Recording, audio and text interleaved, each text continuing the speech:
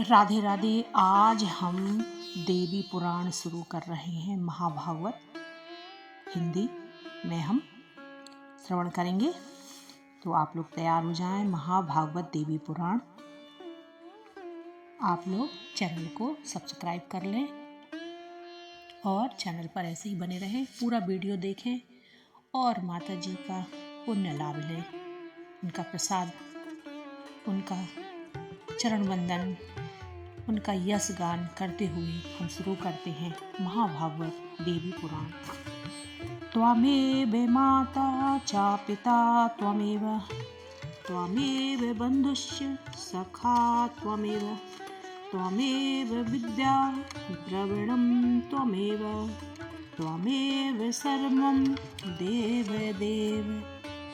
आपसे नम्र निवेदन है कि भगवती महाशक्ति ही पर ब्रह्मा परमात्मा है। विभिन्न रूपों में विभिन्न लीलाएं करती हैं। हम उनकी थोड़ा सा आराधना कर लेते हैं।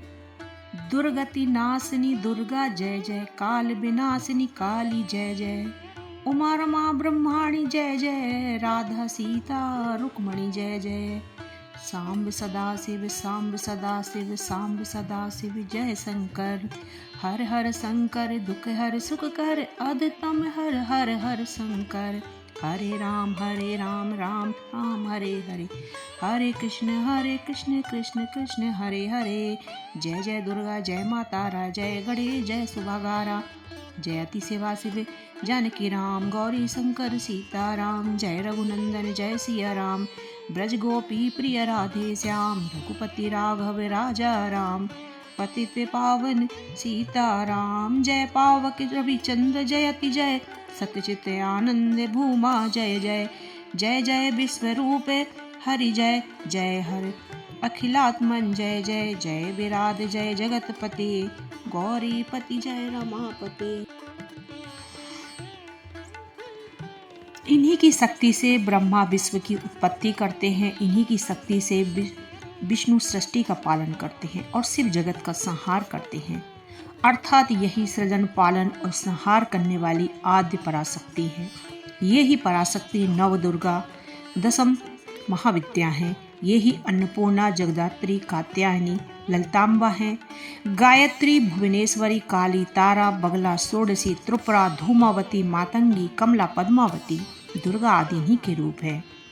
ये ही शक्ति हैं, ये ही नर और नारी हैं, ये ही माता धाता और पितामह भी हैं। भगवती क्या कहती हैं? सर्व खलिवद मेवाहम नाद्यस्ति सनातनम, अर्थात समस्त विश्व में हूँ, मुझसे अतिरिक्त दूसरा कोई सनातन या अविनाशी तत्व नहीं है। अपने यहाँ सर्वव्यापी चेतन सत्ता अर्थात अपने उपास्य की उपासना मातृ रूप से, पितृ रूप से, स्वामी रूप से, किसी भी रूप से की जा सकती है, किंतु वह होनी चाहिए भावपूर्ण और अनन्य। लोक में संपूर्ण जीवों के लिए मातृभाव की महिमा विशेष है। व्यक्ति अपनी सर्वाधिक श्रद्धा स्वभावतः माँ के चरणों में अर्पित करता है, क्योंकि माँ की गोद में ही सर्वप्रथम उसे लोक दर्शन का सौभाग्य प्राप्त होता है। इस प्रकार माता ही सबकी आदि गुरु है और उसी की दया और अनुग्रह पर बालकों का ऐहिक और पारलौकिक कल्याण निर्भर करता है। इसलिए मातृदेवो भव, पितृदेवो भव, आचार्य देवो भव। इन मंत्रों में सर्वप्रथम स्थान माता को ही दिया गया है, अर्थात अपने समस्त बालकों अर्थात समस्त संसार के लिए कल्याण पथ प्रदर्शित का ज्ञान गुरु है। शास्त्रों में भगवती देवी की उपासना के लिए विभिन्न प्रकार वर्णित हैं। मान्यता है कि भगवती की साधना से सदा फल की प्राप्ति होती है। पराम्बा भगवती राजराजेश्वरी अपने भक्तों का भोग और मोक्ष दोनों एक साथ प्रदान करती है, जबकि सामान्यतः दोनों का साहचर्य नहीं देखा जाता। जहाँ भोग है वहाँ मोक्ष नहीं, जहाँ मोक्ष है वहाँ भोग नहीं रहता। फिर भी शक्ति साधकों के लिए दोनों एक साथ सुलभ है, अर्थात संसार के विभिन्न भोगों को भोगता हुआ वह परम पद मोक्ष का अधिकारी हो जाता है। कहते हैं यत्ता श्री मोक्षो नहीं तत्र भोगो, यथाश्रित भोगो नहीं तत्र मोक्षः, श्री सुंदरी सेवन तत्पराणाम भोगस्य मोक्षस्य करस्ते एव। भारतीय धर्म एवं संस्कृति में भोगों का सर्वथा निषेध नहीं है, वरन उनकी मानव जीवन की एक क्षेत्र में आवश्यकता बताई गई है और वे होनी चाहिए। धर्म के द्वारा नियंत्रित तथा मोक्ष एवं भगवत प्राप्ति के साधन रूप केवल भोग तो आसुरी संपदा की वस्तु है और मनुष्य का अधः पतन करने वाला है। कामोपभोग परायणता मनुष्य को असुर राक्षस बनाकर उसके अपने जगत के अन्याय प्राणियों के लिए घोर संताप, अशांति, चिंता, पाप तथा दुर्गति की प्राप्ति कराने वाली होती है। और आज के संदर्भ में अगर भौतिकवादी भोग यही हो रहा मानव जीवन में, मानव जगत में यही हो रहा है, क्यों और क्या होता है कि इस कारण नित्य नए उपद्रव, आतंक, अशांति, अनाचार, पाप तथा दुख बढ़ रहे हैं। कीट पतंग की तरह सहस्त्र मानवों का जीवन में एक क्षण में अनायास एक साथ समाप्त हो जाता है। अपने देश में इस अनर्थ का उत्पादन करने वाली भोग परायणता का विस्तार बड़े जोरों से हो रहा है। बहुत बड़ी आवश्यकता है इस समय मानव पतन के प्रवास निकल पाप पथ से लौटकर फिर वास्तविक उत्थान, प्रगति तथा पुण्य के पथ पर आरूढ़ अग्रसर हो। यदि उचित रूप से इस महाभागवत देवी पुराण का अध्ययन तदनुसार आचरण किया जाए तो मानव के भौतिक एवं आध्यात्मिक उत्कर्ष में बहुत सहायक सिद्ध हो सकेगा। प्रस्तुत देवी शरण में मुख्य रूप से देवी के महात्म्य, चरित्र की प्रधानता, मूल प्रकृति भगवती आदि शक्ति के गंगा, पार्वती, सावित्री, लक्ष्मी, सरस्वती, तुलसी आदि रूपों में विवर्तित होने के रोचक आख्यान विस्तार से आए हैं। साथ ही तुलसी, आमलक, बिल्वपत्र तथा रुद्राक्ष की महिमा का भी विस्तार से निरूपण हुआ है। अंत में शिव शक्त्यात्मक पार्थिव तथा अन्य लिंगों की पूजन विधि, उपासना, आराधना एवं महिमा उपवर्णित है। महाभागवत देवी पुराण वेद व्यास की रचनाओं में उप पुराण होते हुए पूर्ण रूप से महामंडित है। इसमें 81 अध्याय और प्रायः 45 श्लोक हैं। वस्तुतः इस उप पुराण का नाम महाभागवत ही है। भगवती महादेवी के चारों चरित्रों का ही इसमें मुख्यतः प्रतिपादन होने कारण से देवी पुराण भी कहा गया है। वैसे देवी पुराण नामक एक अन्य प्राचीन उपपुराण भी मिलता है जिसमें 128 अध्याय हैं। उसके वचन भी धर्मशास्त्रीय ग्रंथों में मिलते हैं। बृहद्विवेक प्रभृति ग्रंथों में महाभागवत तथा देवी पुराण दोनों को ही पृथक पृथक उप पुराण मानकर गणना की गई है। दोनों ही पुराणों का अपना विशिष्ट महत्व है। जिज्ञासु पाठकों को नाम सदस्य भ्रमित नहीं होना चाहिए। यह पुराण अधिक प्रचलित न होने कारण इसकी मूल प्रतियां भी सर्वत्र उपलब्ध नहीं है तथा इसका अनुवाद भी उपलब्ध न होने के कारण मूल श्लोकों का हिंदी अनुवाद मौलिक रूप से किया गया। इसका संशोधन परिवर्तन भी विद्वत गणों के द्वारा संपन्न हुआ है। भावों के स्पष्टीकरण की दृष्टि से कुछ आवश्यक टिप्पणियां भी बताई गई हैं। कल्याण वर्ष 79 सन 2005 ईस्वी में महाभागवत देवी पुराण का सामूहिक प्रकाशन विशेषांक के रूप में किया गया। आस्तिक जन इस महाभागवत देवी पुराण को पढ़कर लाभ उठावें। मानव जीवन का लक्ष्य है आत्मोद्धार करना। इस लक्ष्य की सिद्धि में हम वर्णित आचार के श्रद्धा पूर्वक श्रवण करेंगे। समस्त उपदेशों कथानक का सार यही है कि आसक्ति का त्याग करके कर्तव्य कर्मों को करते हुए वैराग्य की ओर प्रवृत्त होना चाहिए। सांसारिक बंधनों से मुक्त होने के लिए एकमात्र विश्व सृष्टि पराम्बा भगवती की शरण में ग्रहण करते उनकी उपासना में संलग्न होना चाहिए। इस लक्ष्य की प्राप्ति पराम्बा भगवती की भक्ति द्वारा किस प्रकार हो सकती है, इसकी विशद व्याख्या भी इस पुराण में हम श्रवण करेंगे। हमारी जनता जनार्दन, हमारे भाई बहन और हमारा संसार इस आत्म कल्याण की प्रेरणा को किसी भी रूप में उन्हें प्राप्त हो, भगवान की बड़ी कृपा होगी और श्रम सार्थक होगा। बोलो भगवती मैया की जय। और हम अलग अलग अध्याय हम सुनाएंगे। अभी हमने देवी पुराण का इसमें हम क्या क्या सुनाएंगे हमने इसकी चर्चा की है। और आगे ऐसे ही आप चैनल पर बने रहें। राधे राधे।